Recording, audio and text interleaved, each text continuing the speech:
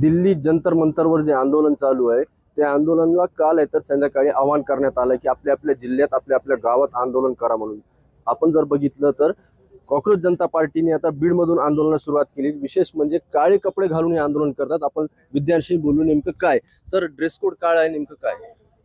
गेल्या जंतर मंतर काही दिवसापूर्वी विद्यार्थ्यांवर जो हल्ला झालाय या सरकारचा निषेध करण्यासाठी आम्ही आज काळ्या ड्रेस माध्यमातून हा निषेध व्यक्त करतो आहे.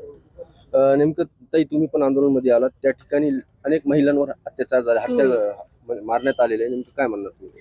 माझे खूप सारे मित्रमैत्रिणी तिकडे आता सध्या आहेत आणि ग्राउंडवरचं सगळं जे काही चालू आहे ते सगळं आपल्याला सगळ्यांना ऑनलाईनही दिसतंय, ऑफलाईन सुद्धा आपल्या सगळ्यांचे खूप सारे लोक तिकडे आहेत आणि जंतर मंतर मध्ये आता सध्या आहेत. त्यांच्यावर लाठीचार्ज होत आहेत, त्यांना हाणामाऱ्या करण्यात येतात.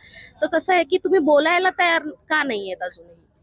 म्हणजे फक्त बोला हे म्हणल्यावर आता तुम्ही आमच्याकडे येतात, आम्हाला प्रश्न विचारतात, आम्ही सगळ्यांनी तुम्हाला हाणायला लागलं तर कसं होईल का? ते चुकीचंच आहे ना.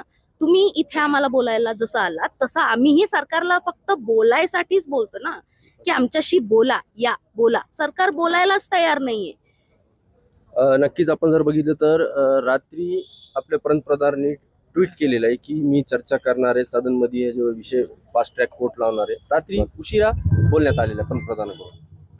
पण जी मागणी आमची विद्यार्थ्याची आहे की जे शिक्षण मंत्री आहेत देशाचे, त्यांनी ही जबाबदारी स्वीकारून त्यांनी राजीनामा द्यायला पाहिजे. कुठेतरी शैक्षणिक विषय त्यांच्या जबाबदारीचा आहे ना, त्यांनी राजीनामा द्यायला ही आमची प्रमुख मागणी आहे. राजीनामा घेतल्याशिवाय माघार हटणार नाही.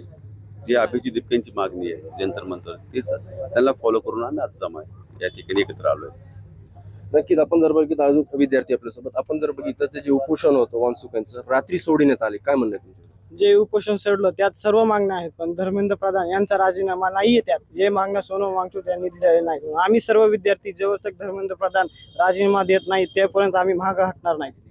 नक्कीच आपण जर बघितलं तर धर्मेंद्र प्रधान यांनी आपला राजीनामा द्यावा हे विद्यार्थ्यांची मागणी आहे. आपण बीड शहरातून आता कॉक्रोच जनता पार्टी यांचा मोर्चा आक्रोशपणे निघत आहे. आमिर हुसैन, जय महाराष्ट्र, बीड.